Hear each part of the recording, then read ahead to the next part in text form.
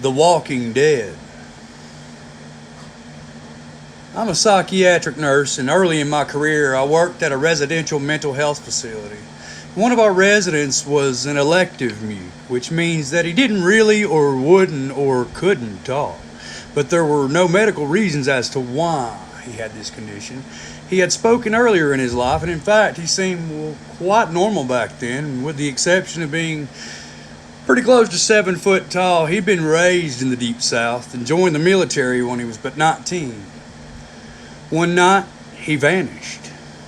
He was declared AWOL by the military, and eventually he was declared missing and dead. 10 years later, a 7 foot tall man walked into the VA hospital emergency room in my part of the Midwest and said to the receptionist, "My name is Marion Dutch, and I've been dead for 10 years. Those were the last recorded words he ever spoke to anyone. He was covered with dust, and he was wearing the same exact clothes he had been reporting to be wearing the night he had vanished 10 years prior. What a coincidence, correct? His social security number had not been used, and he had no identification on his person whatsoever. However, they were able to identify him. I guess fingerprints? The family was notified, but they said they had already grieved the loss of the man, and whoever was claiming to be him simply could not be him. They demanded not to be contacted again, ironically. Marion paced all day, every day, back and forth in his room, moving his mouth like he was talking or muttering words to somebody, but no sound came out.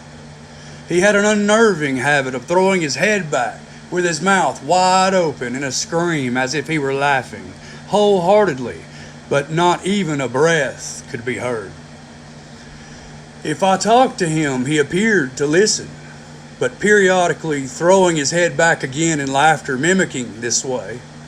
Many times, various medications were tried, but they did not affect him either positively or negatively. Occupational therapy did nothing for him because Marion would just grin.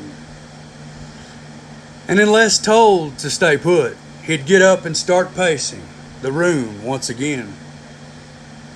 On my last day at that job, the last thing was Marion pacing back and forth in the parking lot, throwing his head back to laugh. Laughter, I wondered if all along I had been dealing with a ghost. Or were my eyes deceiving me?